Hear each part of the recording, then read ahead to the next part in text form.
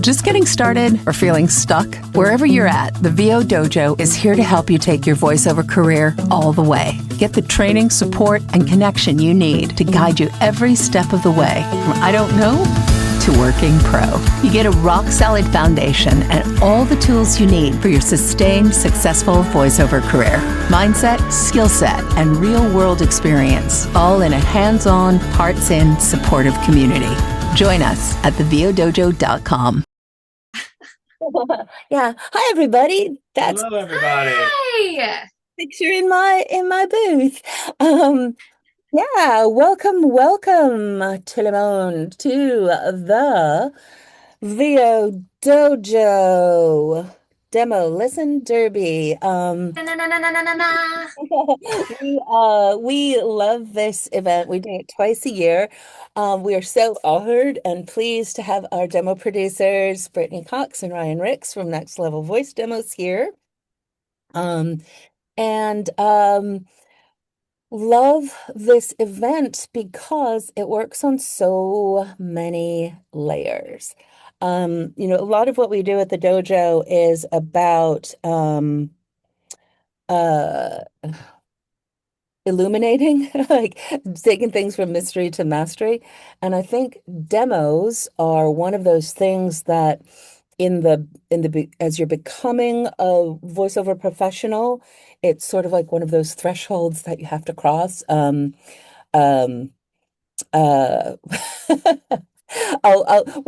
friends here. We just jumped right in. One of the metaphors that I always think is like it's kind of like losing your virginity in terms of your voiceover experience. There's one day that you didn't have a demo, and then the next day you do, and you have a whole nother perspective on the world. But it's also kind of mysterious in that way before you have the experience of putting one together. So this event allows us to look at that sort of threshold moment of what is your demo? How is it the representation of you in the market right now? Then recognizing also kind of like your first lover, it may not be the last, right? Your first demo, it may be that experience right there, and then there'll be many more.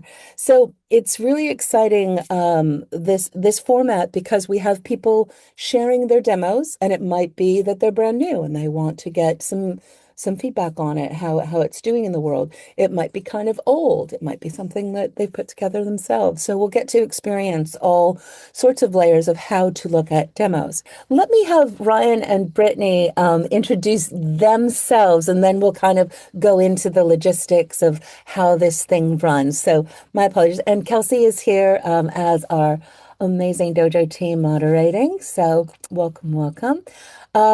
So Brittany and Ryan, why don't you introduce yourself before I jump in? I was about to say, like, we're ready and raring to go. I love it. Do you want to go first? You're up. Okay, I'm up. Hi guys, I'm Brittany Cox, one of the producers at Next Level Voice Demos. I am a voice actor and voice director. I work across all genres. Some of my recent commercial campaigns include Capital One, Stumptown Coffee, Liberty Mutual, there's a bunch, Toyota, so a bunch of those. And then I also do animation and video game. Some of those include Marvel Rivals, Genshin Impact, Rainbow High, Pokemon Journeys, so a bunch of stuff. And when it comes to directing, I direct mainly video games. And I'm really excited for this derby in particular because I just went through a big casting, listening to demos, checking people, hearing people's auditions and going back to their demos. So we have a lot of stuff to talk about when it comes to what your demo actually does when it comes to a casting director who's looking for people for a project. And this is my lovely husband, Ryan. Hello, everybody. I'm the technical half of Next Level Voice Demos. So my background is in audio post-production and music composition. So I've written music for various video games that are out there. I've also won a couple of awards for my sound design and mixing and engineering stuff on a couple of podcasts and things like that. So for me, like I am in that realm. So I'm in the dialogue editing, mixing, sound design, music world. And, for me, I got my start in all of this, and kind of how this relates to this particular event is I started off in the casting office, working and listening to demos constantly all day, every day, and really building an inside out relationship with them and how casting directors use them and what we're listening for and all of that kind of stuff.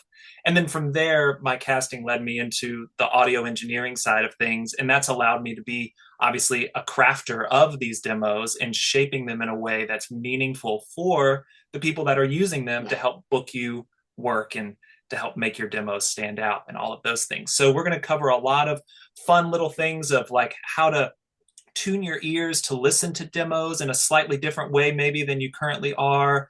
We'll kind of shed some light on what happens when your demo goes out into the void of casting, things like that. And then obviously, with my ear, as you'll find out when we're going through listening and offering our quick little feedback, I listen with a very technical ear. So I'll be really honing into like the sonic branding of everything and how does the demo sound as a finished product, and is it representing you in a way that is true to how we all hear and experience commercials and video games and animated projects and narration things when we turn on our TV? Because that's our benchmark, right? Is when we turn on our TV and we're watching a documentary on lions, because that's what we do. If you're going to be representing yourself in the documentary sphere, does your work sound the same? Does it come across and translate in the same way so that people can connect with you and be like, oh, I believe this person. I trust this person. I want to bring them onto my project because I know they can deliver. More to come, all of those exciting things. It's going to be great. It's an action-packed day. And that's us. So we're excited to be here. Thank you for being here with us. Now, here's the thing. One of the things as voice actors, we are artists and we are business owners, and we are in an interesting place in that our product is kind of ourselves or a piece of ourselves, right? So putting our voice into, sharing our voice, sharing our truth and trusting our voice into the world is a slightly vulnerable thing, right? As opposed to if you're, making hot dogs or something like that. It's different, right? So we are our product and our demos are the sample of our product. So this Demo Listen Derby is a place where Brittany and Ryan and I will be sharing our insights, our experience of your demo with positive intentions and also our truthful perspective. And it's not a personal thing. And this is an opportunity to recognize that our product is one thing and ourselves are another thing. And this is our opinions, and you can take what resonates and ideally, if there is something that you want to change or shift or that you're inspired by, you will take that with you. I know just a real quick little bit of my journey where a demo producer made a huge difference in my career. I had booked work in Chicago, moved to LA shortly after there, was training for a year, yeah. And I was like, I'm ready to do my demo. The first producer that I met said, you are 98% ready and I am not going to produce your demo. And at first I was like, what? And then it really turned out to be the biggest blessing of what has become my 30-year voiceover career, because I went back to the drawing board and went back for another 6 months and dug deeper. And she said, you need to be 110% ready. You need to be 130% ready. And then you go. And because I did that, so I'm hoping that today will be that moment for y'all, that of like, you are good, and how can we give you insights to make what product you're bringing forth right now. Notice what product you're bringing forth right now in its best light, in its fullest context of what's happening in the marketplace right now. So and just you gave me a thought. Something that we always talk about when it comes to the Derby as well is a demo is a marketing tool.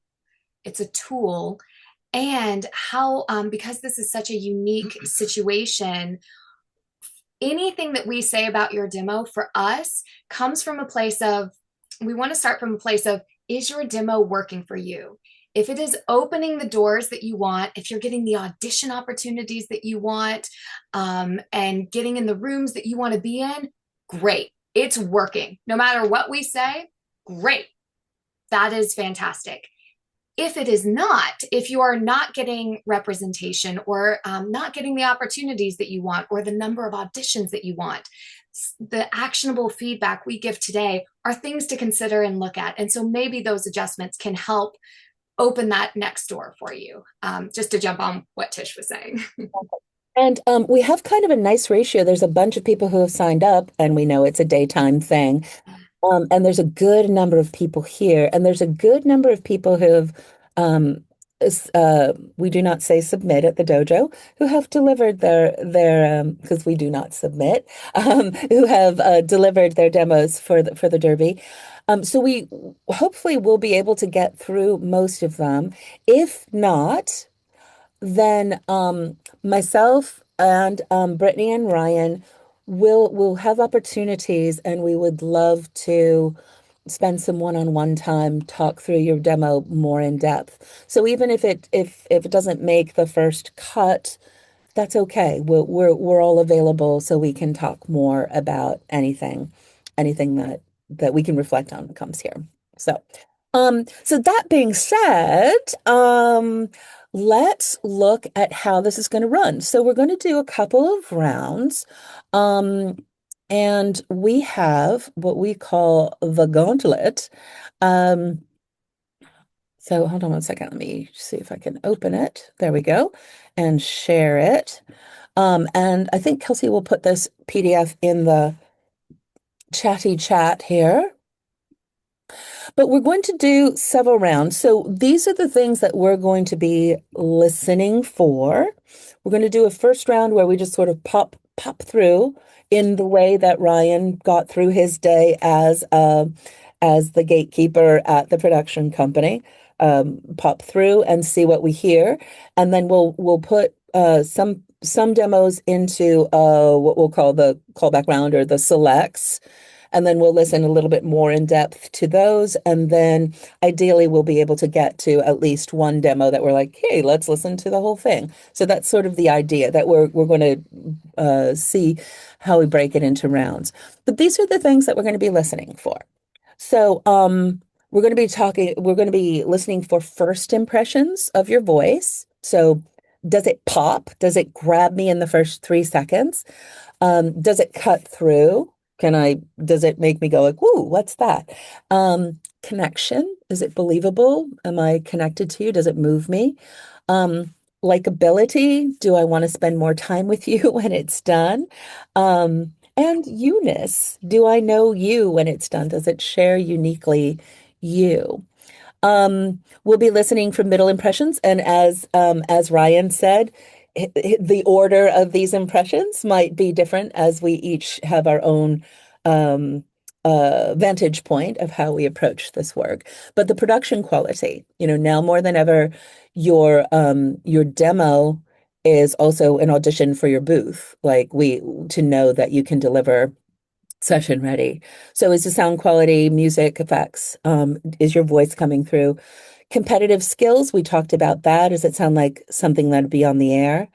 Range, do I have a good sense of all of the facets of your voice? Do we get all the colors of your rainbow, all the cuts of your diamond?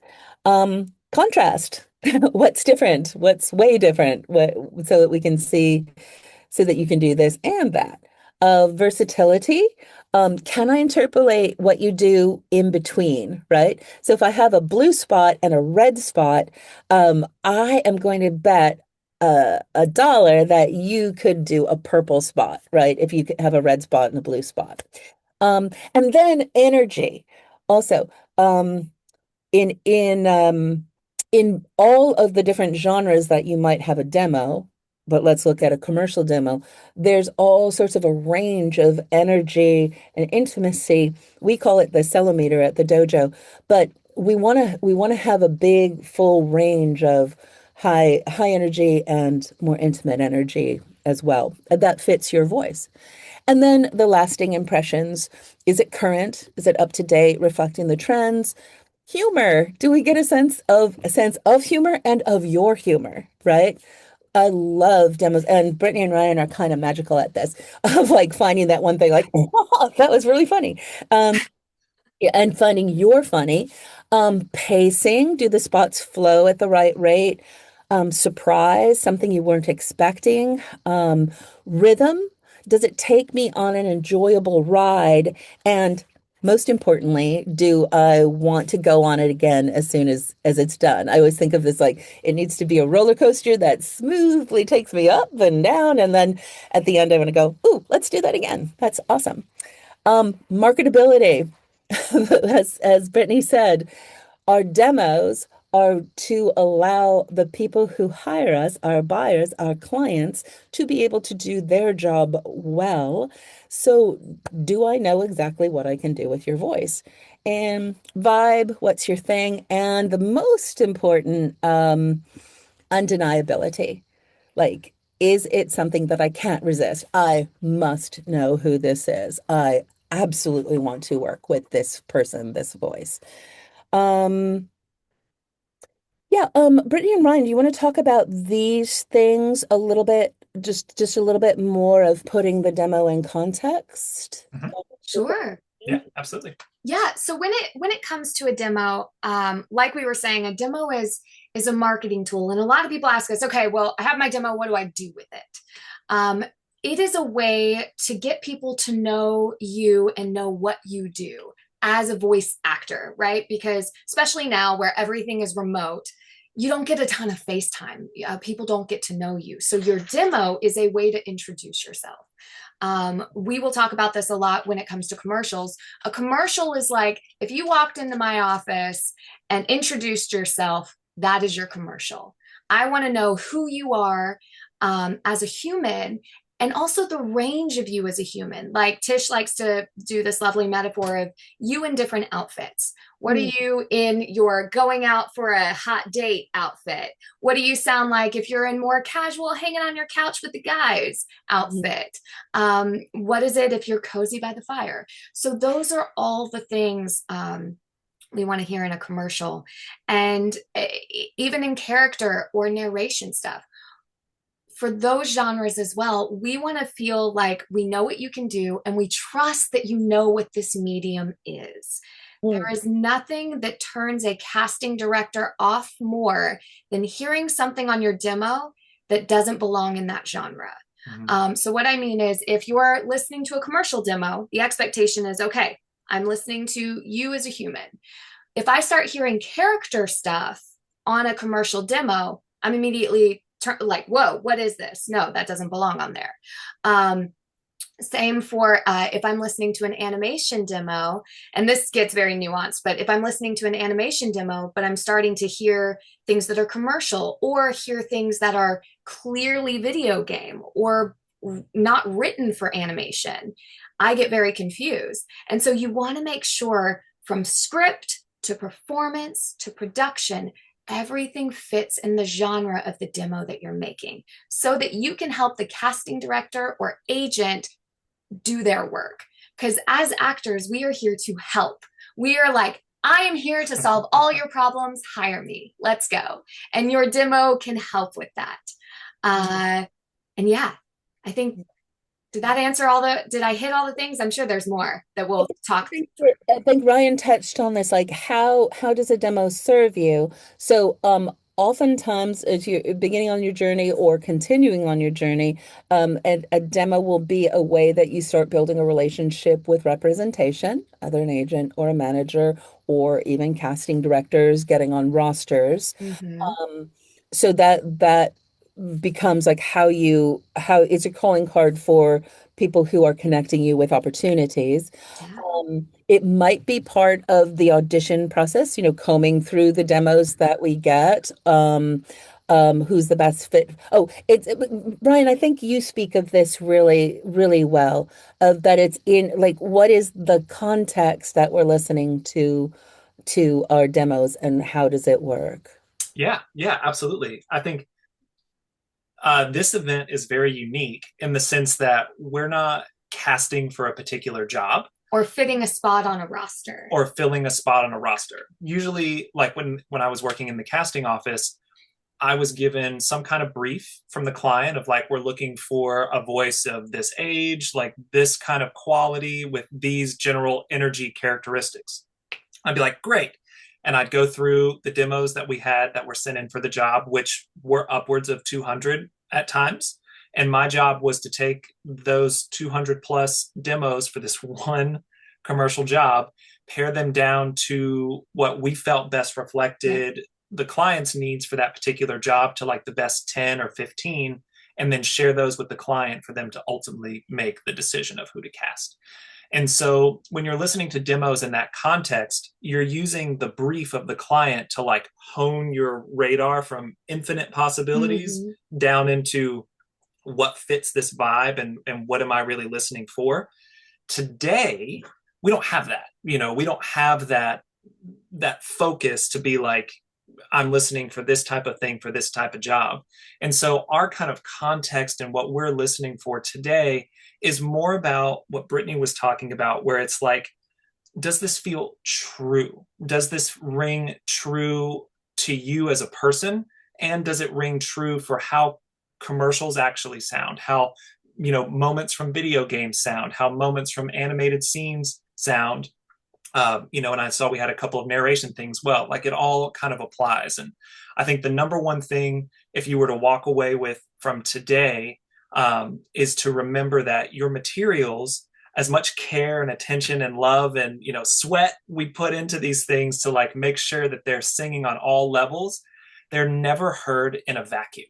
They are always being not compared, but they're always being heard through the filter of just everyday life. Because it is a fact that when the second you leave your house, even in your house, if you like listen to a podcast or like literally anything, you're surrounded by advertising of some kind. And so we're all being fed these different messages of what this is and what that is. Yeah. And so you're a lot wiser than you might already think yourself to be when it comes to these types of things. And as we start listening to the demos today, I want you to trust that, like, because you're going to have these moments where we're going to listen to just like a few seconds of a demo and you might get this feeling of like, that's not right.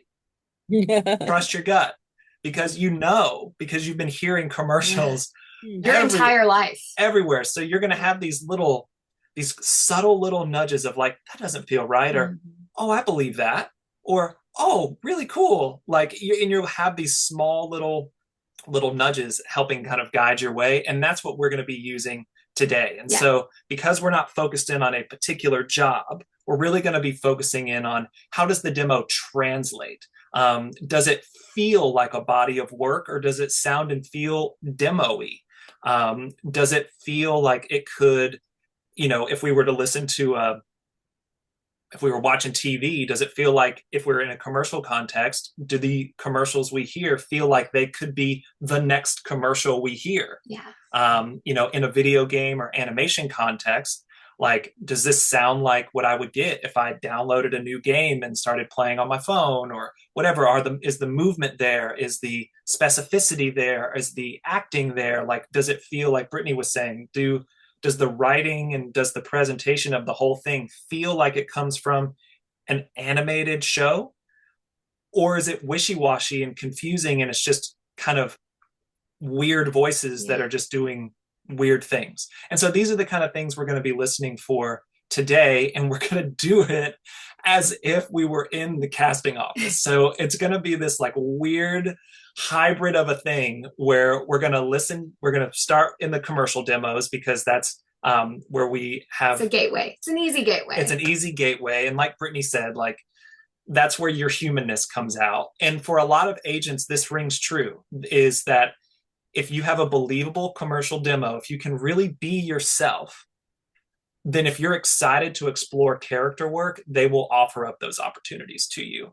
Even if you don't have an animation or video game demo at the time. If your commercial demo speaks for itself in the way that we're talking about today, in a way that opens those doors and opens their ears, if you were to say, and also I'm interested in auditioning for video games, they'd be like, cool.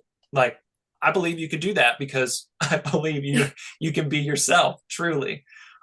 So the commercial really is the gateway. And so what we're going to do is we're going to start there and we're going to listen down to just a few seconds of the demos and just kind of skip around.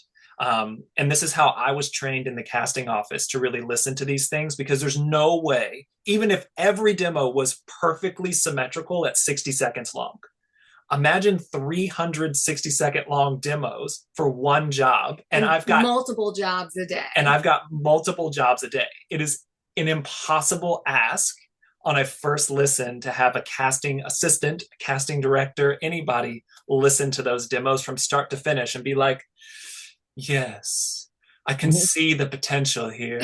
I really believe that Ryan could do this well. I shall continue with this. And so what we're going to do is we're going to listen to snippets. And that's the way we can get through these things quickly. And the cool thing about listening that way is ideally, we're able to get a large smattering of range because everything in the demo has been structured in a way that brings that range to life in an exciting way, that we're not going to be listening to something at the beginning, something in the middle, and at the end, and it all kind of feels the same and just kind of whatever. So we're going to be listening through in these little chunks and applying the gauntlet stuff to the snippets we listen to as our first impressions. So play along with us. Listen to what you're hearing, and feel for yourself of how does this feel? What do you think? And it might be a little jarring at first because it's like, holy crap, like we're really moving fast. But that's how fast it moves in the real world. And that's why it's so important when it comes to your demo. And like what Tish was saying, that when you make your demo, that you feel really confident about the skills you're excited to showcase. And also that you're working with a competent team that can help those skills translate in a meaningful way to your clients. Yeah. Because at the end of the day, unfortunately, again, with all the blood, sweat, tears, anguish of the demo, it's not really for you. It's for casting. It's for agents. It's for clients. And so it would really, like, I feel like that's the second thing. It's like your demo's never listened to in a vacuum, and it's also not for you. Who is it for then? That becomes a big question to ask. And that can be like a guiding light for you. Not what do they want to hear from me? I'm an actor. I can do anything. But just in the sense of like, if I'm making an animation demo, it's reasonable to assume that animation casting directors are going to be listening to this. Animation casting directors work in an entirely different industry than video game producers. So I want to make sure that everything that's on this animation demo is something that they're going to recognize, feel familiar with, and be able to trust that I know what their job is and kind of what we're doing. Yeah. Same thing in commercial, same thing in video game, etc. Yeah. Cool. I want to share one little more morsel and then let's jump into the actual the other thing, and this is something that is really important in how we work at the dojo. When you are ready to do a demo, we want you to be prepared so that you can deliver beyond what's on your demo. And also that you want to be prepared for the demo making process, which is 2 hours. We got 2 hours to do all these things. Do you have the stamina? Are you able to find specific choices in that? These are some of the things that we use as criteria. Like, are you able to nail any piece of copy that's put in front of you in that genre in 1 or 2 takes without any direction? Like, that's a good barometer.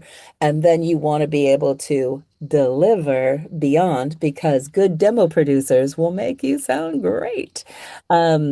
and you want to be able to deliver. So that and you never want to be in the room where someone's like, I love this spot on your demo. This is what we want.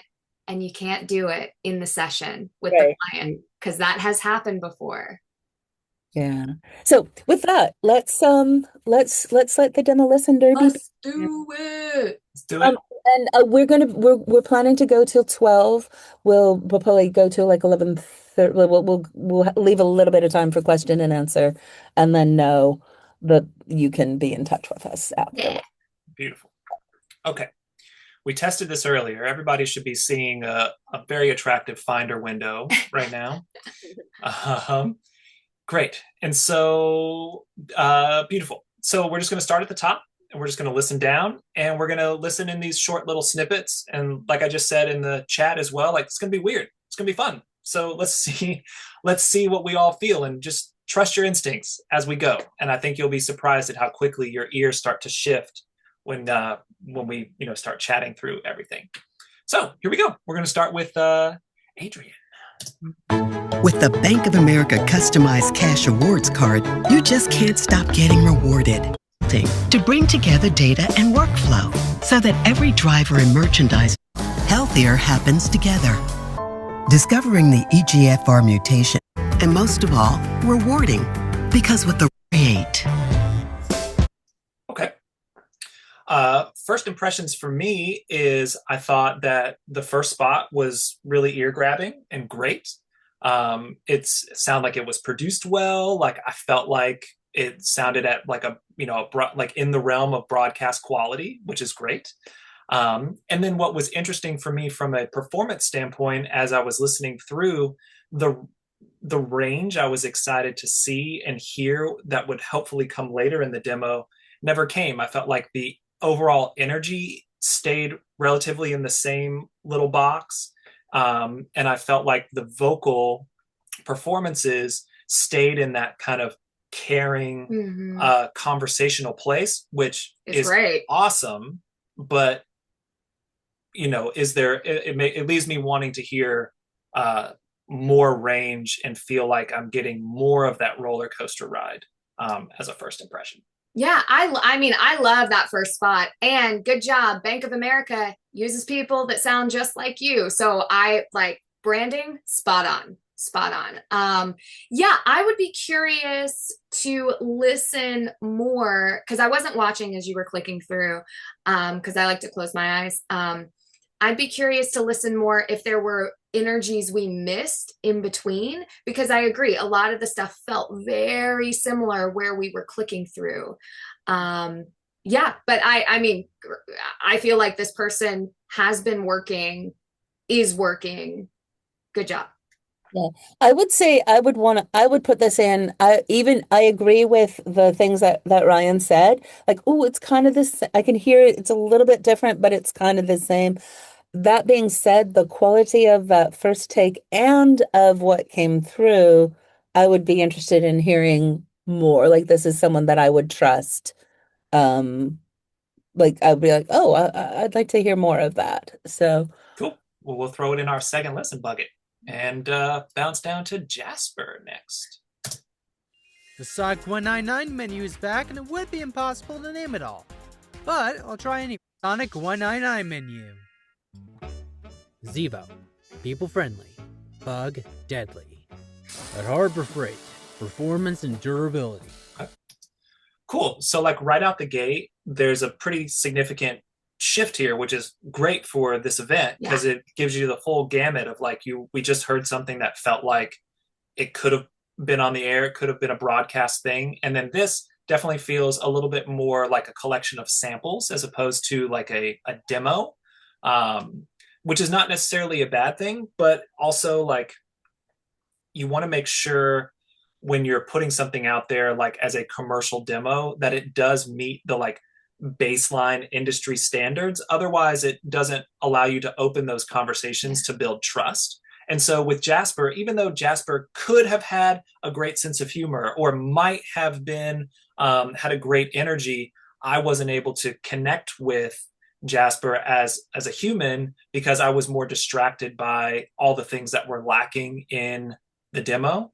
With the expectation that it's a commercial demo, as opposed to just, here's some samples I put together. Yeah, exactly. So like, so this is a good kind of barometer of like, oh, like if this is you, if you, Jasper, at the beginning of your journey, and like this is a newer thing for you, is take some of these things on their own and treat them as small samples, and present it not as a commercial demo, but present them as like, here are samples that I did to showcase what I can do in automotive or in Sonic, whatever the clients were. Yeah. And I mean, what a cool voice. This voice, very commercial. Like, there are definitely clients that are using the humor and quirkiness of this voice, which I love. That being said, the clients that were chosen don't use that type of voice. Sonic, their stuff is a lot more conversational and real. I thought it was a Jack in the Box spot to start with, because that's closer to their branding. So also when it comes to branding, that's part of it. So I agree with everything that Ryan was saying, and what a cool voice. I think the clients and the production let you down in this context.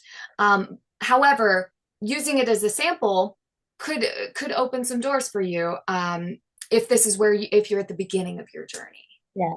And what I heard, also super cool voice, what I heard was not quite being up to a competitive level with understanding the heartbeat of each piece, of being able to differentiate, and then also sort of putting on voices like, this is sort of this, and that is not how your thing sounded, but just the energy of like not quite finding your take on this, and maybe not quite understanding or being in full control of being able to calibrate pacing and differentiate. So it's like a good raw, like, I'm a horse person, so like, oh, this is a good young horse, and then what happens when you work with it a little bit more. So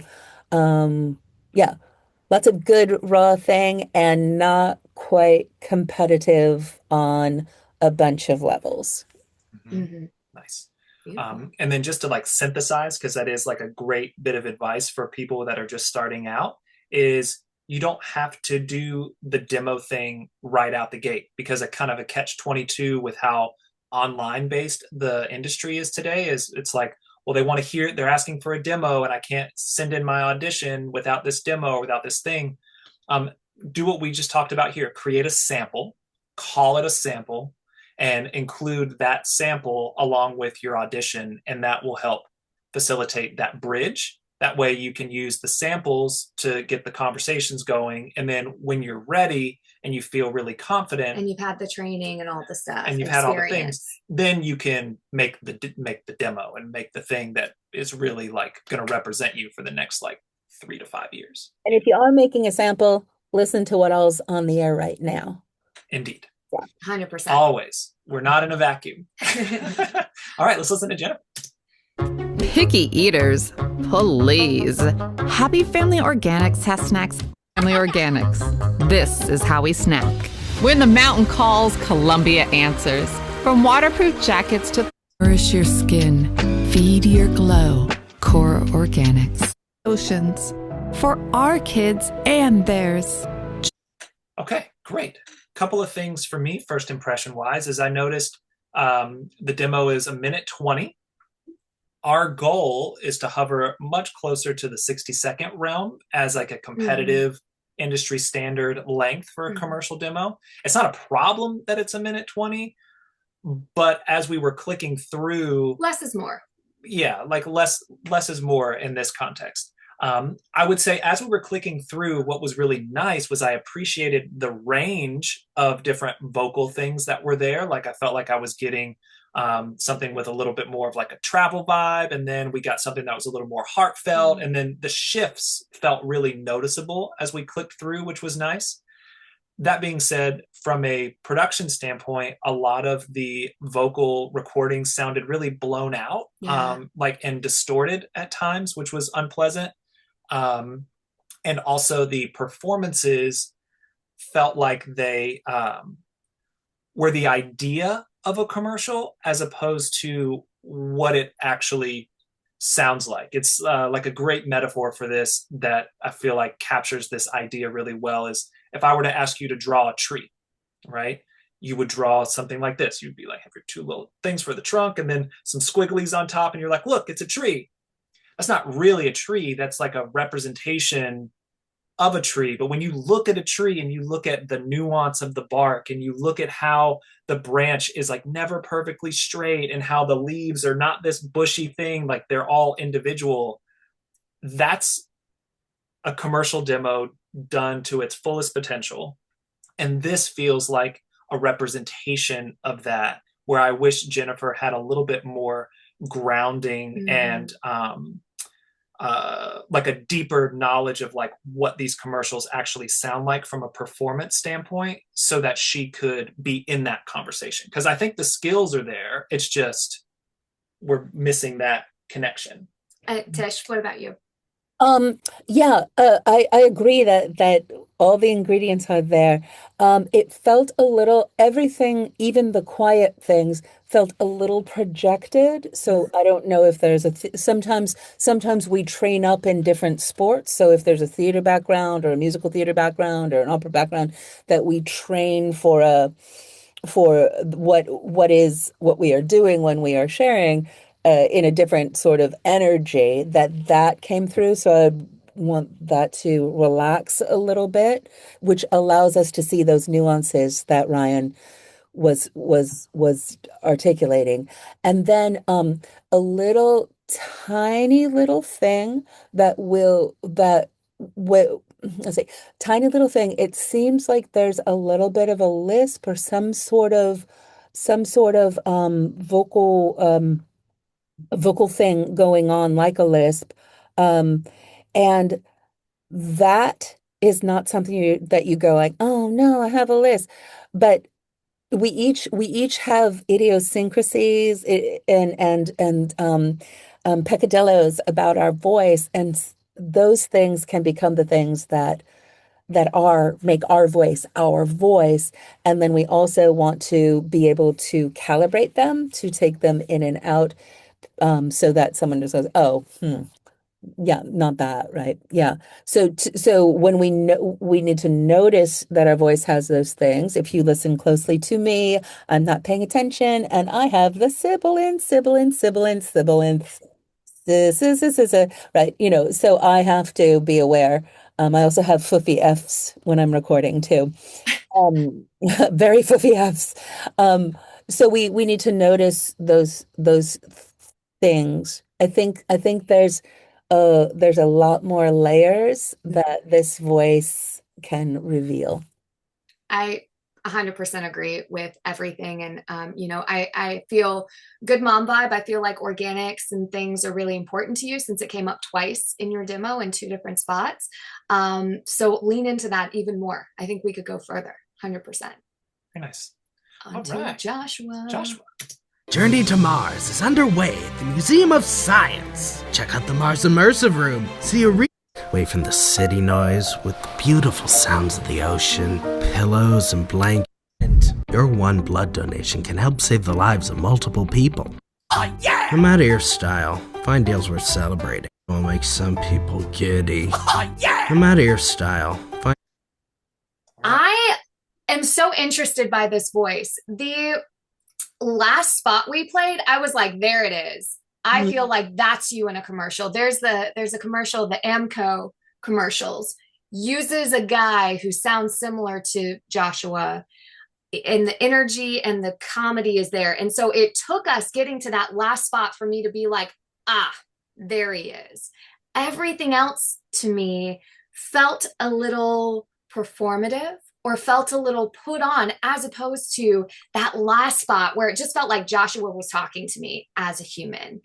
And so I want to hear more of that, more of you talking to me as a human and finding clients and brands that are using your quirky voice in their stuff without you being like, now I have to be serious and put on my serious voice. I think it's more interesting to be you as a human and explore what your voice naturally does, and find brands, because there are brands that are using that. So we're not putting anybody in a bucket here. My big takeaway for all of you, there are no buckets you need to fill. We are all unique.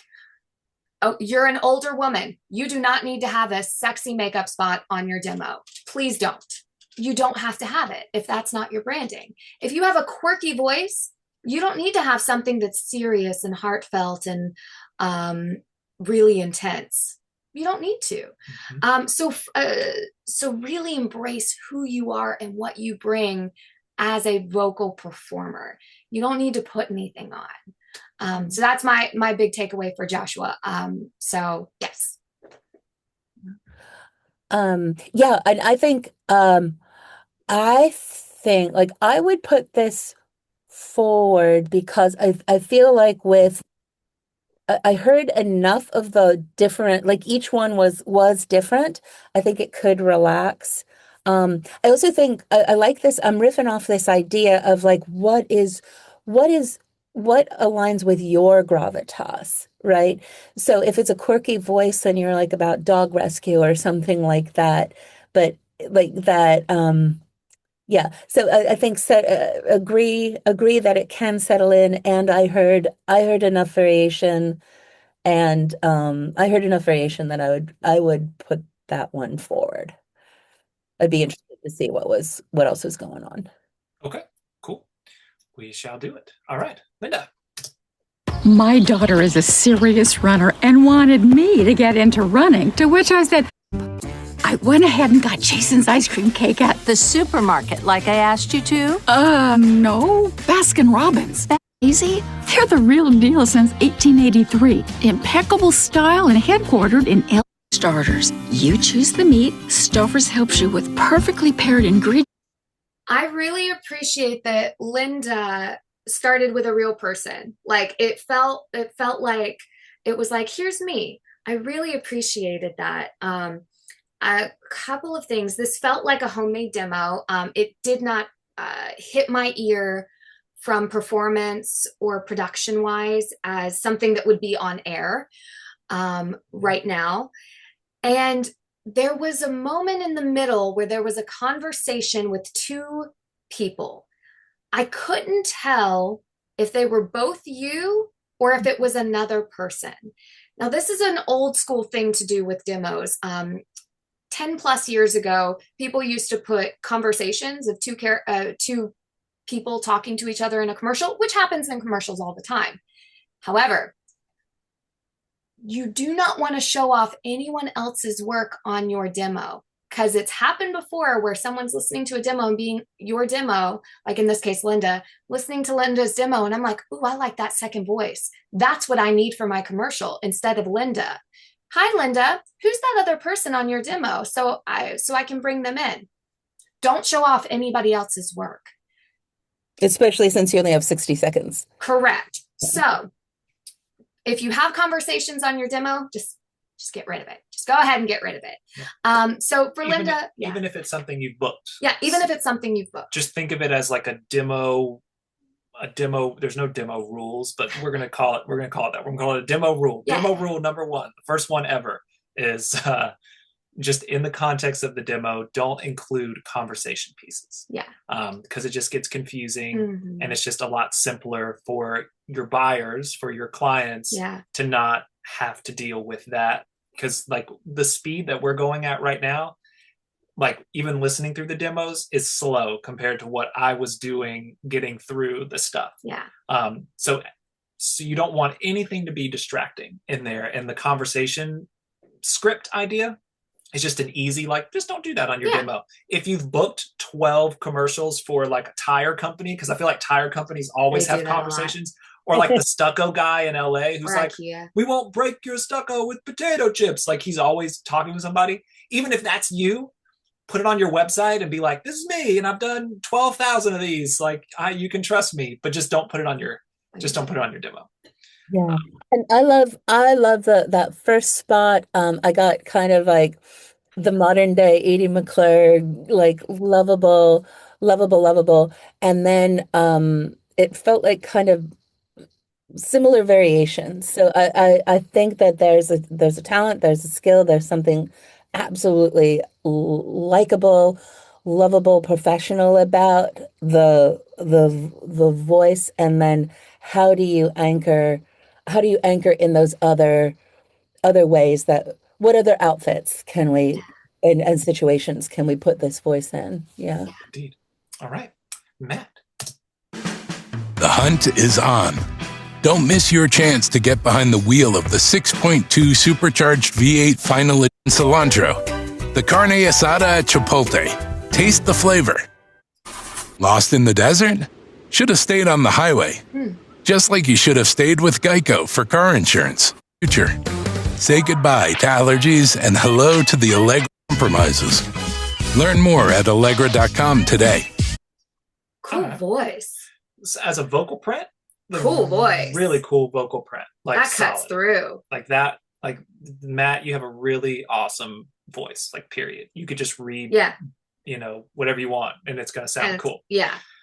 As a demo, though, it's 1:40, way too long. And clicking through, there was so much repetition in terms of energy, client type stuff. Like, there's so much room in there to where, like, you could just start lobbing out chunks of that and tighten up the length of this demo, which will help make your performances pop in a different way. Yeah. Because the thing about assembling a demo is you hear it linearly, right? Like, we can't hear the demo all in one go. Like, it's not like a chord of music where you can push 5 different notes together and then hear how they all sound in one moment. But the demo, we hear one thing, and then we hear the next thing, and then we hear the next thing. And whatever we heard first, our brains are going to compare the next thing to what we heard. And then we go to the next thing, and then we're comparing that. And so it's this linear progression, which is why, like, order of the demo and being really judicious with your editing to make sure that there's no needless repetition in terms of energies and things is so important. Because at a certain point, like for me, even just clicking through after the second click, I was like, oh, Matt just does his thing and that's it. Like, I wasn't getting any sort of range or anything, even though really cool voice, really awesome. But it's just, as a demo, what else can you do? As a demo, there's a lot of missed opportunities here, for sure. I love that you started with, you do have a great car voice. The read wasn't quite there. The confidence of saying the long car name wasn't quite there. So I would want to add the confidence and dial in that read. Also, get rid of the Chipotle spot. It was said the brand name was said incorrectly. Always make sure you say the brand correctly. And that's not their branding at all. Your voice is not what they do in their branding. So just, that's an easy one to cut. We got you. We got you 10 seconds. Got you 10 seconds out. Done. And kind of riffing on what Brittany just said, really ear-catching voice, perfect for this kind of spot. Like, if you have a ramped up voice, then, and all of the pieces just seemed a little bit behind the music, not the literal music, but behind the beat, pacing wise, like just a little, not moving forward, just a little bit. So this is like a case where I would say, like, oh, I don't know if 98% ready, but you definitely have something, and like keep on giving yourself the space to breathe and find these nuances, and trust what you've got and keep on going. But it all did sound kind of the same and a little bit behind, almost there. Oh, This is like being a handsome person, but make sure you're you got some like you're a nice person who opens the door too. And not saying like you sound like a douchebag or anything like that. But like ooh, we go like, ooh, that's a handsome voice, but Yeah. not really that interesting beyond. And I'm not saying that it wasn't interesting. I'm just saying What else? That's an What else can we bring? else. Yeah. Yeah. Go ahead. Go ahead. Yeah. Says Michael Ward. Michael Joseph Thomas Ward. Commercials. They're back. $1 flip-flops, one day only. It's going to be flipping amazing. Knows the kitchen like KitchenAid. The best way to tell if an avocado from Peru is ripe is to gently press financing. At Carvana, you set your terms, browse for and harvest in our high-tech fields and greenhouses. When you buy First impressions, I love the quirkiness that's here. And like, I can definitely feel like a sense of humor and playfulness throughout the whole demo. So I feel like, Michael, that's part of your personality, which I love. Which is amazing, which is great. Couple of things. Slates are in the same bucket as conversation pieces on your demo. It's old school. You don't need it because everything's on the computer, so we can see your name right there. And I know some agents will put that on if it's on their website and stuff, but if you're sending in your demo for things, chop off the slate, because it's so different than everything else that's to come, that it sets up our ears for a different intention than what the demo actually is. Because I was kind of taken aback between the two. It actually takes me back 25 years. I was about to say, I was like, oh, this is you worked a long time ago, and we've just added to this thing. So just chop it off. Yeah, no need for a slate, and that's an easy. That's a good one. That goes for everybody. Like you don't need a slate. No need for slating in your demo. Personality we talked about was there. Overall, though, I felt like clicking through the performances, I felt were not as specific as they needed to be to match where the clients were. And I felt like the writing overall wasn't necessarily true to how those clients sound and feel out in the real world. So from a production standpoint, I felt like we were on shaky ground to begin with, as opposed to having a really solid foundation in terms of strong writing, strong clients, strong production choices, and then getting to fall in love with the quirky, playful personality that was there. So I feel like we're kind of getting this hodgepodge that felt confusing to navigate, as opposed to getting a really clear, yes, Michael, amazing, so great, which is what we want, of course. I would want to put it in the second thing to listen a little more, because I personally was so thrown off by where the slate started and where we ended up that I didn't feel like I could genuinely hear Michael, because my brain was trying to catch up between the two. So that's me. Yeah. And I think it definitely sounds like a working pro. It just the energy, the styles, the each of the spots, it sounds like it's a little older, like an old demo.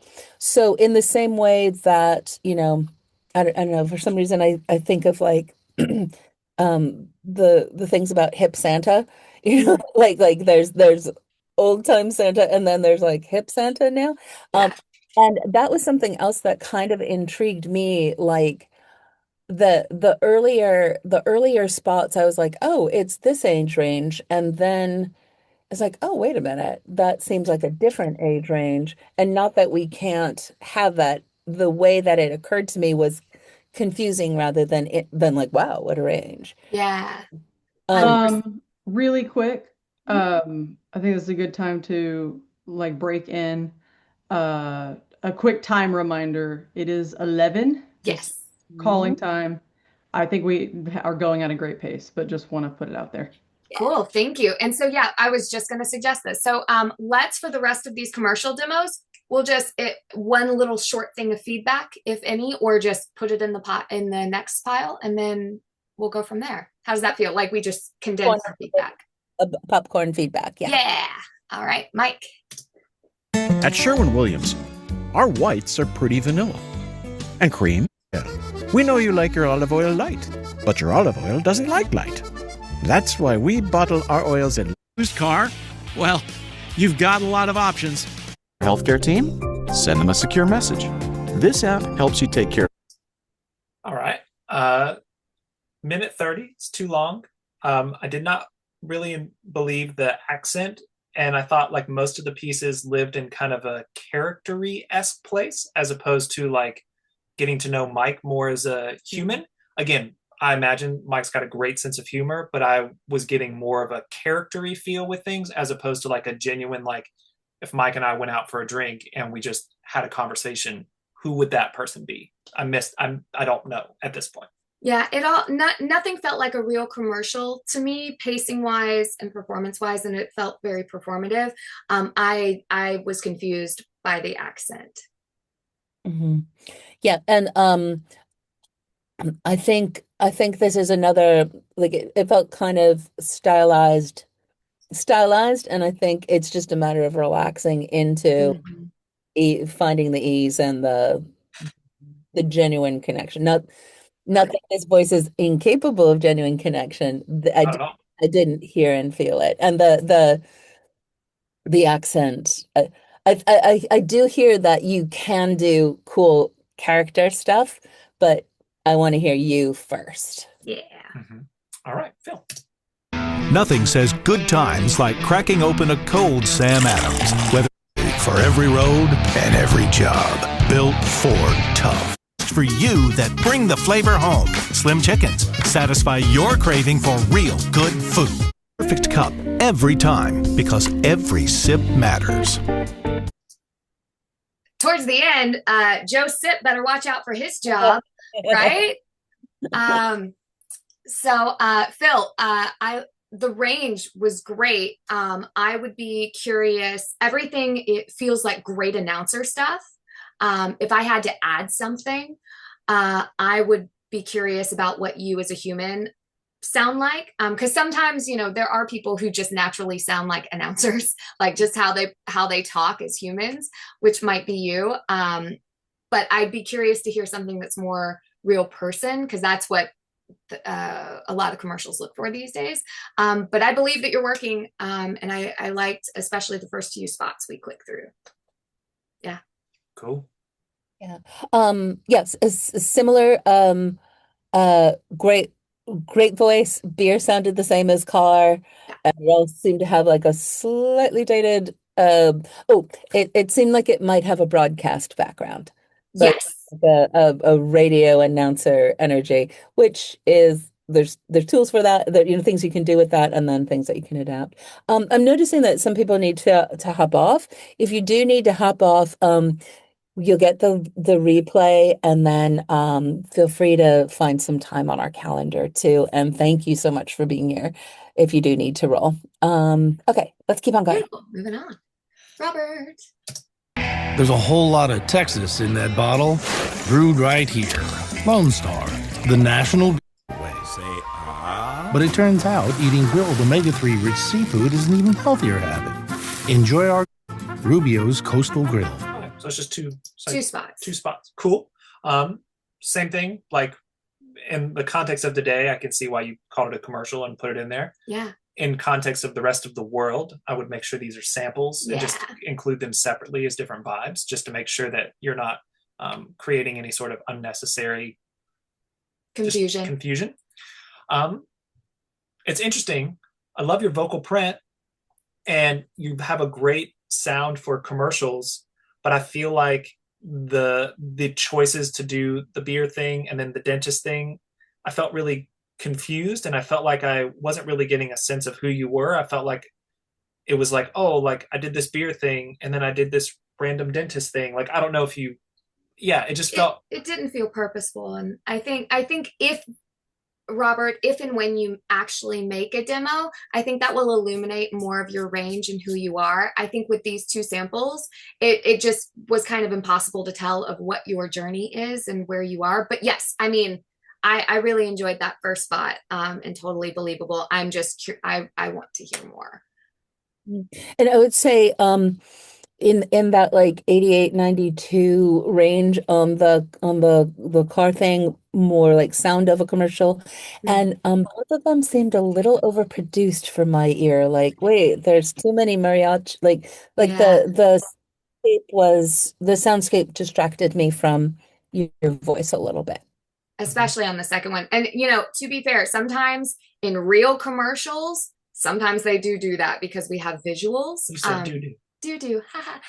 So grain of, you know, just be aware. Yeah. And I would put that in the same category as like the other things we've talked about, is like real commercials have conversations with other actors all the time. Real commercials, sometimes they have bonkers levels of sound design and you're like, and the voice is buried. I have no idea what's going on. But in the context of your demo, you want to eliminate distractions and you want to be really choosy about what you include on there, even if you booked it, because the expectation is not, hey, I booked everything that's on my demo. The demo is there as a tool to open the doors for you. So you don't get bonus points because you booked the spot, even though it's terribly produced. Like nobody cares. All they're going to be like is like, oh, I could not hear what his voice was doing in that dentist spot or whatever. So just keep that in mind, that your demo is not a resume. Your demo is a tool. So it really doesn't matter. Like even if you've been working for 100 years and you've got this incredible resume full of stuff, but all of it is in conversations with other actors, then your demo will not include any of the work that you've booked. And that's okay. Yeah. So just, keep that in mind. All right, here we go. Sarah. I've just accepted that my kids are going to get sick. That's why I'm always prepared at 𝗏𝗏𝗏.org. You deserve a relaxing vacation rental, free of intrusive hosts, the seas with pirates. It's all possible at Legoland. When you have a Cuisinart air fryer where you get organic, sustainably sourced produce delivered right to Sarah, that first spot made us both laugh. So with the baby sound effect, that was just perfect. So good job with that. Great voice, good young mom sound, good young announcer sound. Everything pacing wise, even though we had slightly different energies, it was all kind of the same. So I would want to hear more energy differentiations. Like there were some spots I was like, oh my gosh, please speed up. Because everything kind of felt a little measured and slow and everything's very thoughtful. So what would it be if you were more excited, talking faster, or more serious as opposed to being friendly announcer? So I would want to hear more range, which I know you can do because you sound great. So yeah, totally. Like I've heard this voice like out there. So like you have a very marketable sound. It's just making sure that the acting choices and how everything comes together are bumped up for sure. Yeah. Don't go subtle. There's voice is a great example of cuts through, like boom, there's your voice. And then it kind of had that same cut through all of it. So that's calibrating the energy, finding the different colors, flavors, but definitely strong for what it is. And I thought the first piece was good too. Yeah. Okay, last one, TJ. Oh, TJ's won't play. It's looks like it's not actually a real file. So we did it. We did the commercials. We made it through the commercials. So Tish, for our last 20 minutes before we jump into questions and things, do you want to listen through one full demo and then jump over to the other ones? Let's do that. Yeah. Let's do that. Let's listen to let's listen to Adrian, because now here's the interesting thing too. Because we've gone on a journey, right? We've listened to so many other demos. Does it change our opinion about Adrian? Because sometimes that happens. So we're going to listen to the whole thing. Sit back, relax. Let's see what happens. With the Bank of America Customized Cash Awards card, you just can't stop getting rewarded. What if you were a giant snack food maker and you had to wrestle a massively complex supply chain? So you partner with IBM Consulting to bring together data and workflow so that every driver and merchandiser can serve up jalapeno, sesame, and chocolate-covered goodness. 𝗏𝘅icious is managing all your family's prescriptions in one app. CVS Pharmacy. Healthier happens together. Discovering the EGFR mutation has led to revolutionary new treatments for lung cancer. Dana-Farber is changing lives everywhere. For over 50 years, Walden University has been advancing remote learning to make it more personable, engaging, and most of all, rewarding. Because with the right tools, you can make an even greater difference. Let's create supply chains that have an appetite for performance. IBM. Let's create. I see what she did. I was like, wait, this is the same spot as from before. You were making a button. I see. I did not like the production on the IBM spot because it sounded like it was 20 plus years old because of the way it was hitting my ear, because IBM doesn't sound like that. In their commercials, everything's really like slick and sexy and feels really current. And it felt like production wise, she was just coming through a phone. So it just, that bugged me. However, I love your voice. Your voice is fantastic. Fantastic. And I love, what we were kind of talking about earlier, I would be so curious to explore more real person and something that's a bit higher energy for this demo in particular, because I felt like we got a really good sense of your knowledgeability and warmth and all that stuff. But I really wish that we had something that was either more energetic to break it up. Yeah. Even if it was just a short little thing of like, me and the girls love going out, you know, just something to break that up. Or to, or if that's not your thing, right? Because we're talking about like, we don't have these buckets to fill, right? Like not everybody needs a high energy this and a warm this and a whatever this, right? So in that spirit, you could drastically shorten this demo. It's 1:06, but nobody's going to be mad if it comes in at 54 seconds. So if you've got a really strong 54 seconds, that's like, I am a warm, knowledgeable, highly intelligent person, and like can just tell you exactly like it is, and that's your demo. Hell yeah, like do it. And also just make sure that it like it's presenting itself as that tight, exciting package so that it doesn't feel labored as we get through to the end. And I think that's the big thing, is it felt like by the time we got to the end, we had heard it all before. You know, an easy place to start is kill the button, because that's another like demo-y practice that very quickly shows an older style of demo production. We split a demo. I did it on my first demo where you split a commercial in two and you have it at the beginning and then at the end. Yeah. And you don't need to do that. Unfortunately, it's like, oh, I'm going to be cool with this, but it just comes across as like trying too hard to be cool. And so it's like, oh, like you're too cool for that. You're too cool for that. So don't worry about that. Nice to hear that it was 1:06, because I was like, oh, when's this right over? Like I got it. So I think it can be tightened. And then I also had the same, some of the production was too much. So I think that's an undeniable voice though. Like that is like undeniable. This is someone I want to be working with. Yes. And we can kind of add pieces to the interior the interior design of this. You know, move furniture around and put some new pieces in there, and have a whole new feel for it. So yeah, 100%. Yeah, and again, in today's context, these are all the kind of things we're listening to. But if we were casting for a very specific thing, I'd listen to the first 2 seconds and be like, done. Yeah.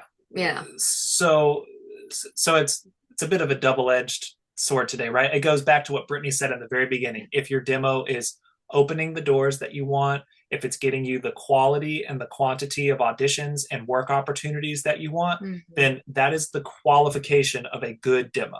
It's working for you and it's helping to open those doors. If you've been sending out your demo, if it's been on your agent's roster for a long time, or you've been doing a lot of self-promotion and it hasn't been landing, then all the things that we talked about collectively across all the demos we've listened to so far, these are things to go back in with a different ear and maybe nudge, shift, change in order to fine tune your tool that's representing you to help set you up for greater success.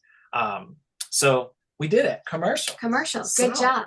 And again, please get on our calendars if you want deeper feedback for any of your demos. And we're going to go through some of these animation video game demos. If we don't get to your demo or it's really quick, get on all of our calendars. We're opening it up for all of you guys. And where can they do that? Yes, Kelsey, can you put all of our calendars and links in the chat? Or you can just say nextlevelvoicedemos.com. Or nextlevelvoicedemos.com. And is it the vodojo.com, Tish?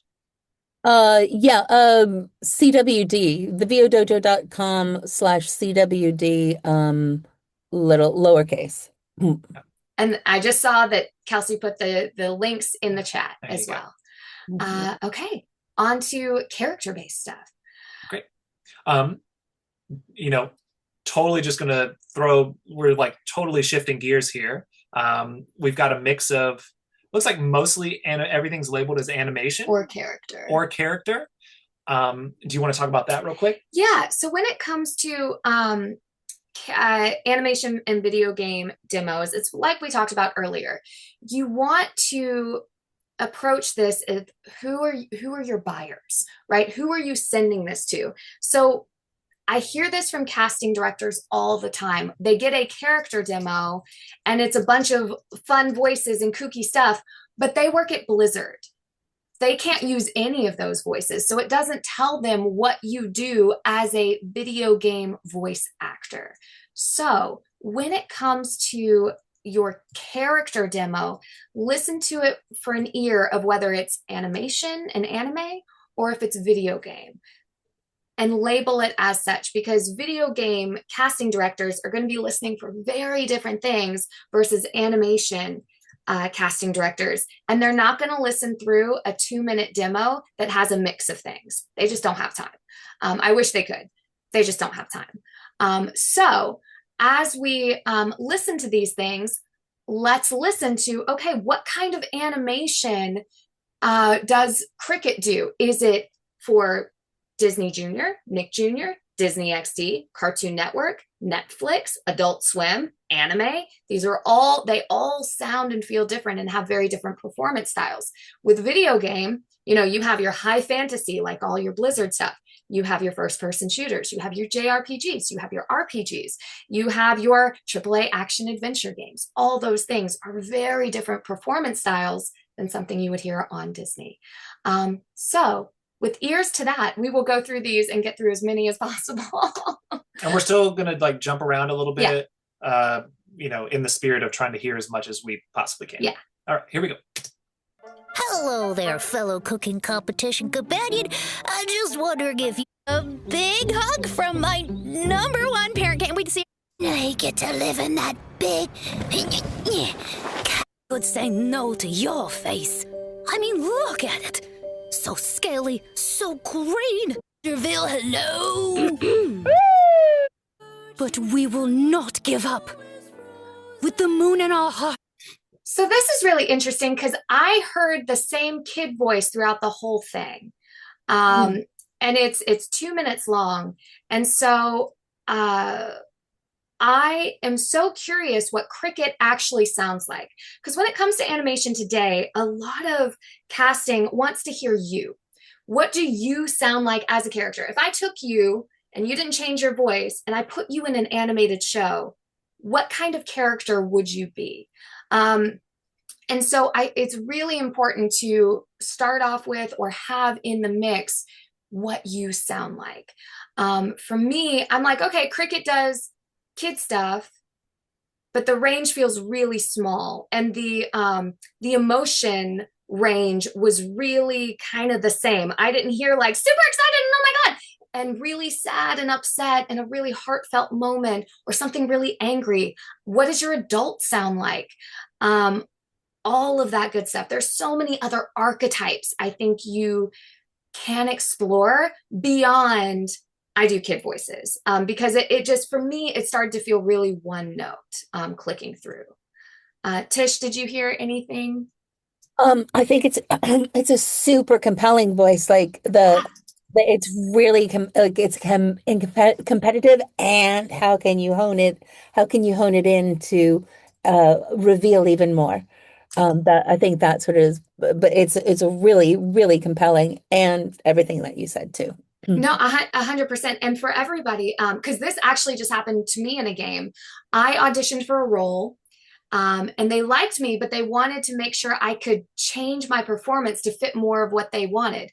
So they went to my demo to listen through my demo to see my range of what else I can do. So if you're auditioning Cricket and the voice is similar to what you auditioned for, they're going to be like, oh, we can't throw her any extra characters because they all kind of live in the same space. So think about that. How many different characters and archetypes can you do? And show us that. All right, moving on to Jay Snow. I can't type. There we go. You think you're weak magic hides from me? Oh, Lords of Leagues, he can see us. What have you done? So you wait until a Zalarian has an all-blaster pointed at us. Bear the grief of what she brought into this world? That you were ashamed to your entire family? Terrify you? Then you may wish to seek refuge. This is interesting. I've heard these before. So there's some people, and I feel like this one fits in there, make their demo so it's like a full story where we have different characters and all the different characters talk to each other, and it tells like a story, right? Bravo for making that bold choice, and good job with having different characters that sound different. That being said, it feels like you took this out of a podcast and it doesn't fit in animation or video game. If I was listening to this, I wouldn't know what to do with it. I wouldn't know, because you have characters talking and reacting to each other in dialogue. I can't hear you as one character having a full emotional range in a short clip. That's kind of the expectation of when people are listening to demos. So in an indie sphere, this could be really helpful. This could like show off your range and all that good stuff. If you are starting to submit to animation or video game casting directors, it might confuse them more than help you. So what I would do is I would take all these character voices, give them each their own little scene or emotional arc in a short little clip, not talking to each other, so that we can be like, oh, this character belongs in adult animation versus, oh, this is for Disney Junior, or, oh, this is for high fantasy versus this is your merchant in a JRPG game. So structurally, I don't know if this is helping you, but great with the vocal range. Oh, very astute. Technically, it felt like everything had a little bit of some sort of what is it? Reverb?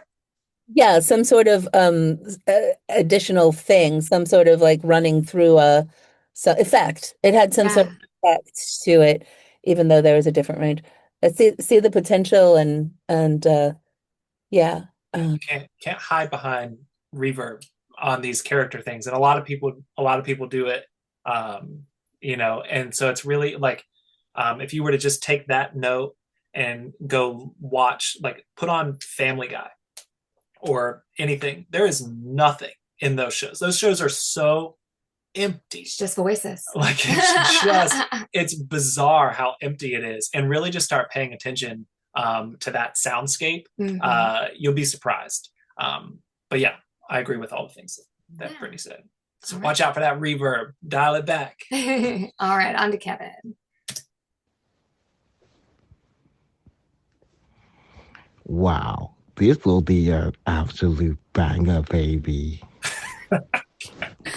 Kevin, you're awesome. Hi, Kevin. So yes, this is a sample of just something you can do. And so as you continue training, you'll want to explore the range of characters and things you can do beyond just like the one little line. But it's great to have you back with us. So thanks for jumping back in. All right, Laura. Well, I do love lobster and mussels. Oh, don't be off at Blitzen for getting him stuck in Chicago again. You're gonna keep me. Hee-haw! pointing at Moy. Are you monsters? No, no! Did I do? All kind of sound, the vocal print all sounds the same. I was really confused. And like the scene work was really confusing, overproduced. This is another great scenario because it sounds like maybe you did this for like a YouTube thing or something. And like maybe you booked some like indie animation stuff for a YouTube thing.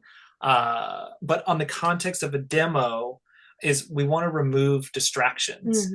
It's cool to have like another character in a scene with you, like for a short period of time, but to have so many characters all like, or things coming in and out and stuff like that, it just becomes more of a distraction as opposed to what you would want it to be, which is like hero support to make you sound awesome. Because remember, we don't have visuals. We're just hearing things. And so if I'm hearing a lot of whooshes and stuff, I need to be very clear based on the script and the performance about what's going on, or I get confused and turn it off. So that's, and I mean, Laura, with your first scene, that made me giggle. Like, I loved that first little bit. But again, I thought everything kind of lived in a similar space. So I didn't really get a full understanding of your range, but I really liked that first spot. I think there's something interesting too in character work. We can also explore different status. Like these characters all kind of had a similar status or a similar like kind of attitude, but different kinds of characters, but kind of the same status and kind of the same attitude. Where what would be a sweet mom, or like what would be another, or someone who's really down and out, or someone who's a different status. That's another range in characters that we can explore. What's your version of that? Indeed. 100%. Well said. Yeah. Very nice. All right. On to Luke. Luke Trust. All right. 2 a.m. TV time. Why do I laugh? Because it contains my darkness. Scaring humans and eating swamp bugs ought to make me happy, but it's giving this great Spicers, where's some bad mother truckers? Do you have an annoying mother-in-law? Then bring her down to full. Oh, salad. Cool. It's 1:30. And so we definitely can do some like some hardcore editing to like tighten this up and make sure that we're not hearing a lot of repetition and things like that. From a production standpoint, for me, that was the biggest thing that stood out to me, is that the production choices just feel like the music is kind of generic wallpaper. Like, so with like the posh accent, you chose, or there was music in there that just kind of had that like that vibe, and it was just kind of back there, but it didn't feel like it was doing anything. And for a lot of modern day animation, there's no music there constantly. So we want to be really sensitive to that in those production choices in the demo as well, to make sure that it's not just voice and music. Like the voice needs to be able to have all of the emotion, all of the intent of the scene, all of the scene work, all of the movement. Like if your character is running through the woods from a demon baby and you get smacked in the face by a tree, and then you slide down a river and get caught up into this thing and go flying over a waterfall, we want to be able to hear every bit of that experience without any sound design whatsoever. And know what's happening. And know exactly what's happening. And I feel like with this, Luke, that was the spirit that was missing. Is like cool voices, and there was some cool range in there, like in terms of your like lower register and higher register, things like that. But we were missing movement. And because we were missing movement, it was like, oh, let me put some music back there to just kind of fill up space, even though the music wasn't helping. It was kind of more distracting than anything else. Tish, what about you? I feel like this went to a certain level of depth, and it was sort of superficial in both the production and I think there's the potential there. Like the voice has a possibility, understanding what is needed, and how do you go deeper? How do you go stronger? How do you go more nuanced? How do you differentiate both in the production and the performance? This is another like keep the pot on the keep the pot on the stove. It's really good. Just keep on going deeper so that those flavors, those different nuances of each thing come through. Yeah. I 100% agree. Like, it's just going deeper, making the choices more specific and opening up even more. I think even approaching it to who is the buyer for this, if there was a little bit more, what's the tone of the tune, who's the buyer for this is my take, this is my Cartoon Network take, or this is my Nickelodeon take, or this is my Adult Swim take. 100%. I think that would be another layer of differentiation. Yeah. 100%, because you can have the same character voice and same character archetype, but they're going to sound different for a Nick Jr. show versus an Adult Swim show. Right. Even that, it's just going to be wildly different. So always think about your buyer. Yeah, great note, Tish. All right, let's listen to Zoe, our last one, and then we'll open it up for little questions. You. I won't let you. I will not lose. You think what you've got. Ah! Oh, hi. Well, I was wondering if a milkshake. Hello, you shall go. Thank you, everyone. Now for my next song, I will. Okay. First impressions for me is I feel like there's a lot of dead space in the demo, like a lot of dead space. And if you think about an animated show, well, first of all, it's labeled a character demo. So from the label, it already kind of contributes a little bit more to some of the confusion, because it's like, are these from video games? Are they from animated projects? Like exactly what Tish was talking about. Like, is this, would this character belong on a show on like a network like Cartoon Network or like Disney Junior or whatever it is? But overall, there was just a lot of dead space in there. And like, when you look at programming moves really fast. A lot of times, like, animated shows get built out as a 22-minute episode.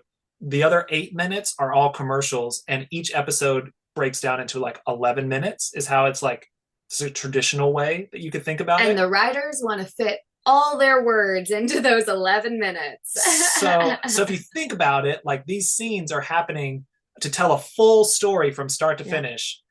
With like an 11-minute thing, right? And that trend hasn't really gone anywhere. They've kind of adopted it in like the podcast realm as well. So like, being able to fill up a scene emotionally with specificity is really important. So I would say, if you really want to showcase action stuff, which is dope, amazing, so cool, really start practicing and paying attention to how action scenes unfold in the shows that you're excited to, showcase, that you want to be a part of. I think you'll be surprised at how fast things move. Yeah, because for me, your first two characters had a lot of stutters in them. I knew what you were trying to do with this beginning one of like, you're trying to get back up and say these words, but it wasn't emotionally connected all the way throughout. So it just felt like efforts and not emotionally connected. And then your second character stuttered a lot and had lots of stops and starts. So I was like, it made me concerned that you can't, that you maybe don't understand having a full through line of a sentence. So as opposed to William Shatner is a great example. He talks like this, puts in a lot of pauses. Normal people don't talk like that, but that's his thing. And so I'm like, oh, is that her thing? I don't think you want that to be your thing. You're better than that. Hearing the later samples. So so connect everything. Have it be one thought, one through line. Because the potential's there. Like, clicking through, the potential is absolutely there. It's just tightening it up and making things more specific. For sure. Yeah, I agree with that. The pacing and the go deeper. Yeah. Oh my gosh. We did it. We did. And then for narration people, I'm so sorry. Please get on all of our calendars. We will listen and talk through your narration and you get the full benefit of our full attention. All the same rules. All the same rules apply. All the same things we talked about today apply to the narration stuff. Yeah. Good job, guys. Thank you, everyone who put your voice into the room. That's the most important thing. Like to be able to go like, here's my voice in the room. Yes. Thank you for that. That's really, really an important part of the formula, part of the game, part of the thing. Well done. And to be clear, everyone we heard today can work in this industry today. Like that is without question. You all have wonderful voices. You all have things to say. And for us today with our feedback, it's just making this tool, this very specific tool, maybe a little bit better for you and open some more doors for you. In terms of announcements, this is one of our last get to know VOs for the year. We take a slow roll in December at the dojo because we recognize that people have no brains. So we just acknowledge that. We will be having our Ask the Sensei on the first Wednesday, and our friend and voiceover colleague Martha Kahn is going to be with us, and she is an extraordinary. She works with kids. So if you have kids or you know people who have kids who want to do this, have them come to Ask the Sensei first Wednesday of the month, which I think is the 3rd, December 3rd at 10 a.m., this kind of time slot. And then Martha is going to be teaching a kids workshop at the end of January. So if you know anybody or know places where cool kids assemble who might be interested, that's cool. Fight Club will start again in January. Our You Should Do voiceover launchpad and workout will start in January again. And this is a foundation for anywhere where you're at. If you're on your journey, we start here. And it'll complement and supplement what you already know. We'll meet you where you are. And we also have our full training program from mystery to mastery, which is where we dive in and can meet you where you are and take things to deeper places if you wanted a place to explore together. Did I miss anything, Kels? We have our huge Black Friday sale coming up. Yeah. For the spectator 5 classes for just $49 for spectating the VO Pro Fight Clubs. We're not like other classes. You get to get your voice in the room live in front of the director. Even if you're not a player, you get to ask questions and interact. And I really appreciate that about So that's really a 5 for 1 deal on spectator spot. All right, well, let's get to the questions. So, Frankie, if you're still here, come on up. Yep, hello. Hi, friend. Sorry, my camera is literally broken. I do have 2 questions that I have written down. So my first question is, you guys were talking a lot about adding variation to the entire demo. Like there were some demos that were just like one note and it was just like one voice or one type of attitude. How do you add variation without starting to throw yourself into a bucket of, oh, I need to do this serious. Oh, I need to do this way. Oh, I need to make sure. And my second question is, how short is too short for a demo? Oh, great questions. Great. Do you want me to start or do you want to start? You can start. Great questions. I would say when it comes to adding variation I wouldn't apply the framework of buckets to that conversation. Instead, I think outfits. Instead, yeah. A better metaphor would be outfits. For example, like you don't wear the same thing every single day. Even if you did wear a version of the same thing every day, you're not wearing the exact same t-shirt and the exact same pair of jeans every single day. And it doesn't make you feel the same. Like you wearing a ball gown, if ball gowns are your thing, feel very different than you in your sweats, right? Right. So the variation is not there because you're making the arbitrary choice to include variation. So you're not sitting there on your sofa going, how can I add more variety? Oh, I'll do this, this, this, and this. Instead, it comes from a more organic place of what lives inside of me and what characters am I excited to showcase. Or emotion. Or emotions or scenes or things like that. And so come at it from a more organic place as opposed to the bucket analogy, which is like, it makes it sound as if there's some sort of standard that you have to live up to, which there's not. Yeah. So does that clarify that a little bit?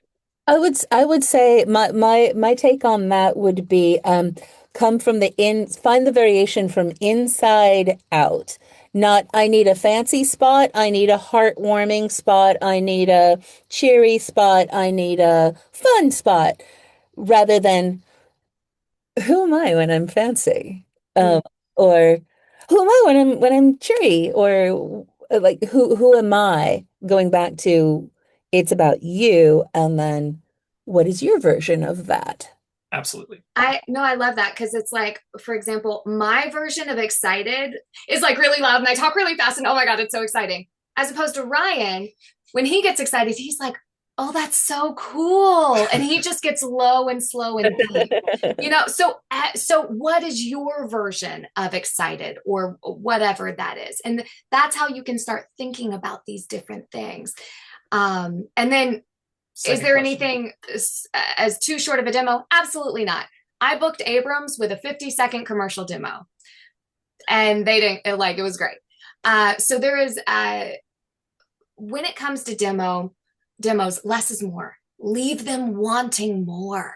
So if that means there's only 3 spots on your demo and it's like 40 seconds, great. That's where you are right now. Leave them wanting more, as opposed to listening to something and then it just keeps going and you're like, when does it end? Or I've heard this before. Oh, this is all she can do. I'm going to pass on this. So less is more. Leave them wanting more. Great questions. What's next? What's questions next, Kelsey? So I have a question about how does Next Level Voice Demos support queer and non-binary actors through the demo creation process? I am so glad you asked that. So as with any actor, no matter where you're from, what you sound like, what your background is, what your gender is, all the things, for us, every actor is unique. There is, like we've been saying, there are no buckets for you to fit in. Every actor is unique, and we approach every demo and every person as an individual. What do you want? Who are you? What are your dreams and aspirations and goals? And specifically with our queer community, we want to get to the heart of what's important to you. Who are you? What do you feel like? What do you want to portray and express? What do you want to show up? What rooms do you want to be in? And then we do our thing where we're like, how can we support you in that? How can we bring what the market has going on right now, and how can we expand it even more and bring this together into a place that makes you feel safe, most important, because for us, for any person, we always joke, our sessions and our clients, it's like mini therapy sessions. So we always want to create a safe space for people to explore and be themselves.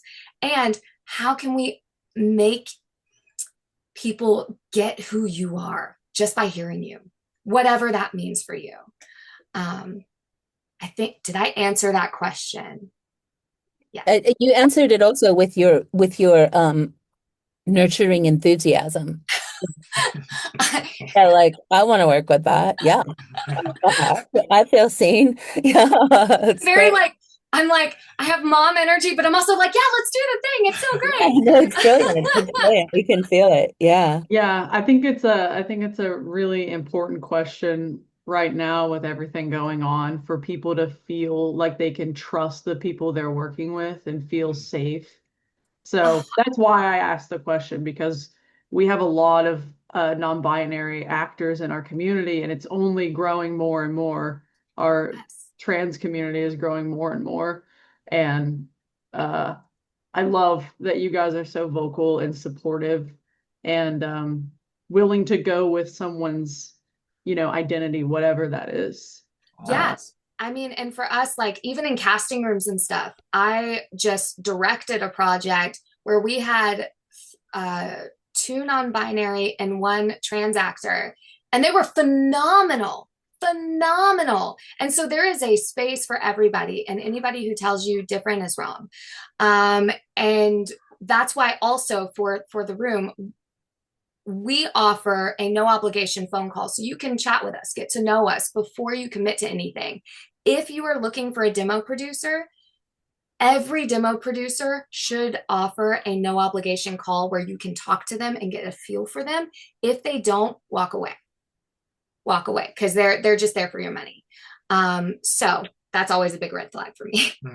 Okay, and then a hilarious, way less serious follow-up question. So I can belch on command.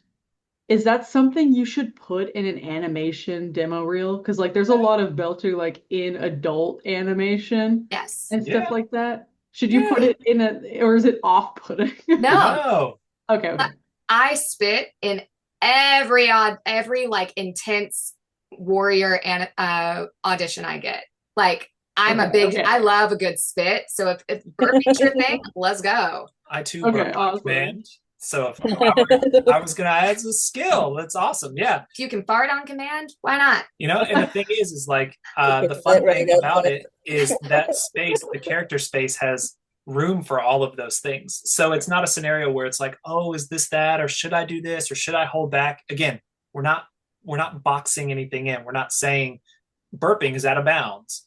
That's not the way we think about things. Is we're looking at the world as it is, and we're saying, all right, how can who are you? And then how can we make sure that your work and what you're excited to showcase will translate on Netflix, will translate on HBO, will translate on Cartoon Network, because that's what we're doing. Is we're not saying, here are your boundaries and burping, whoa buddy, too much, got to rein it in.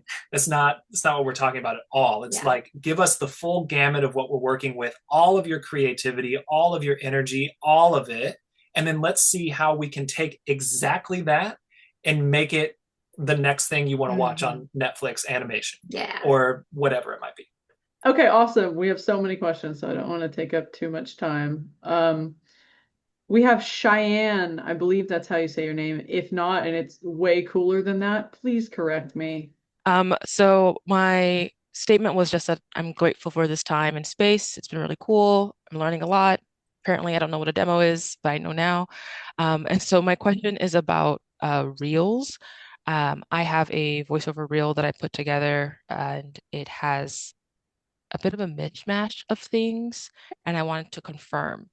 Like a demo, should it be just one brand or type of content, so commercial or animation or narration, or is it okay for it to be a mishmash? No, it goes back to what we were saying at the beginning. This is a tool to introduce what you do to the people who are going to buy it in this genre, who are going to be hiring you in this genre.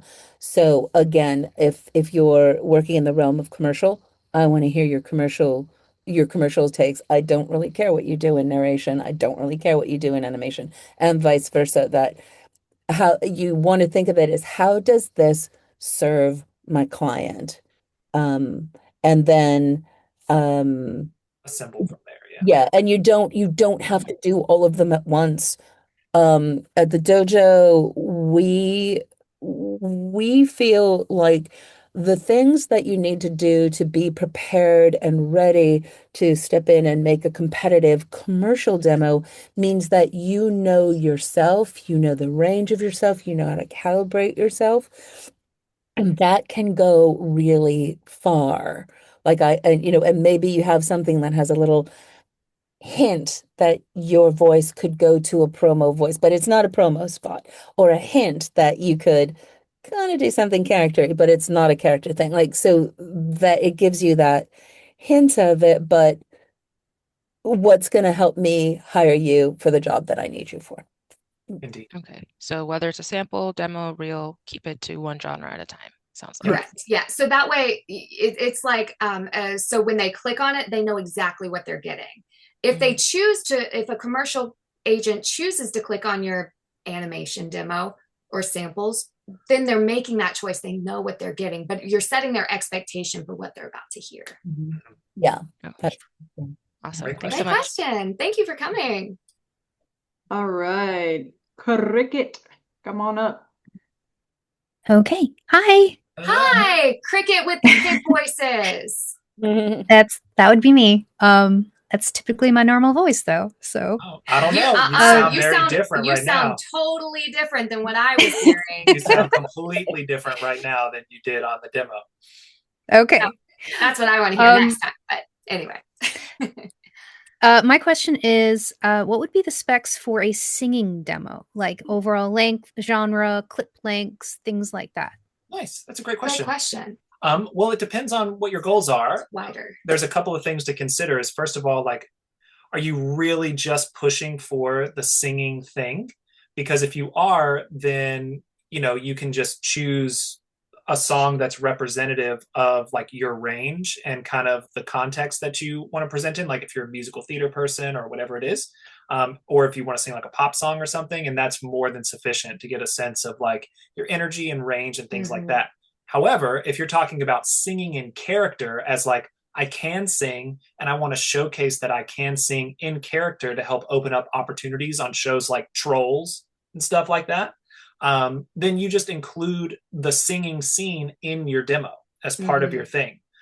So like the way that Brittany and I have handled that in the past is we actually write an original song, like a little snippet that would come from a scene with context and emotion and all the things. And then it plays as if it was a part of this character's journey in this particular scene. And it becomes a part of your 60-second, you know, demo. And then if you're looking to expand and do like, hey, I can do, here's me doing country. I also am great at rapping. I can do pop and Broadway and all, and you want to show off a lot of different genres, then you can also have a singing demo. I would say under 2 minutes altogether. The length of each thing is dependent on what you want to show off and how many things you want to show off. Really, when it comes to casting, is they want to hear what your range is and that you can carry a tune.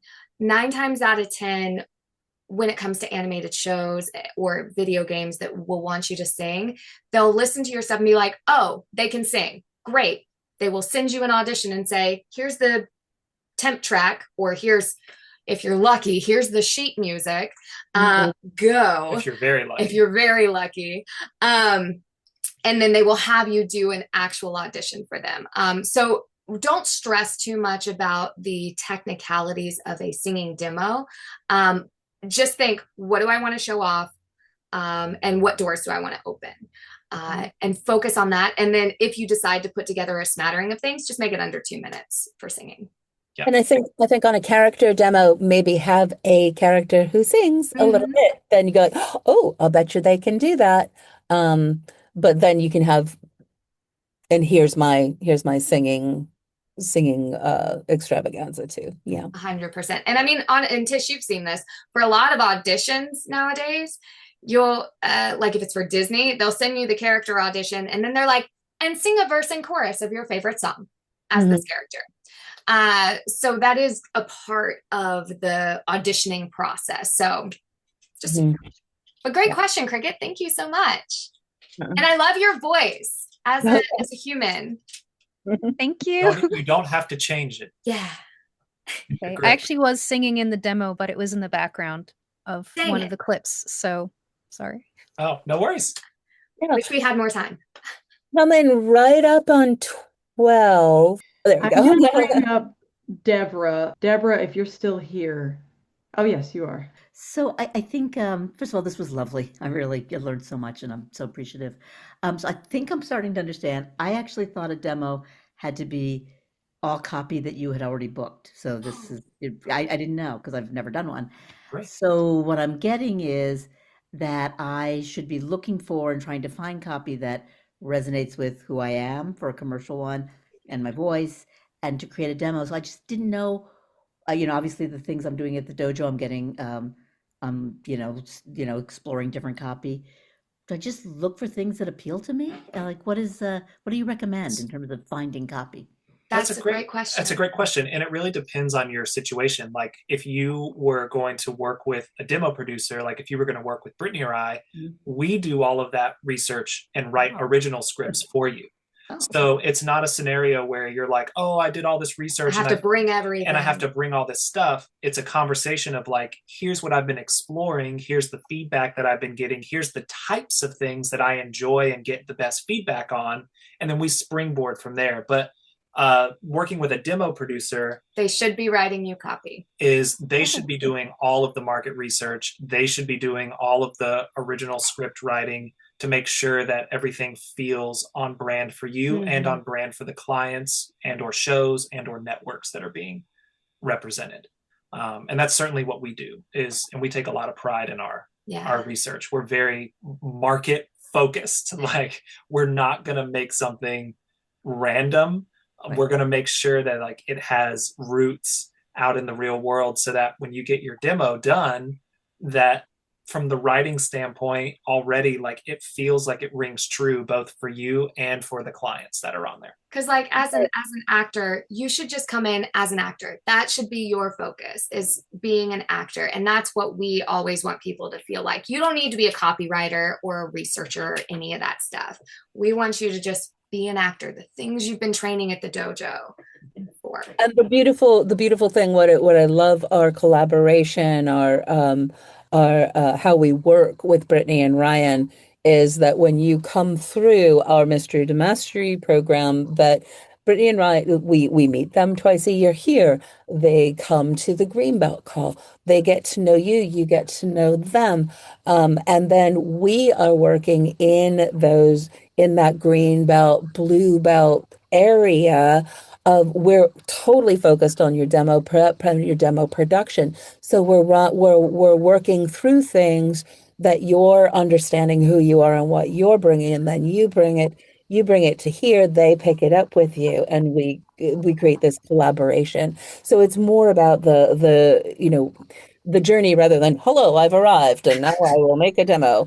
But it's you're learning about yourself and building your skills so we get to this place. And then we all collaborate too. You ready? I don't know. Can you pick up every piece of copy?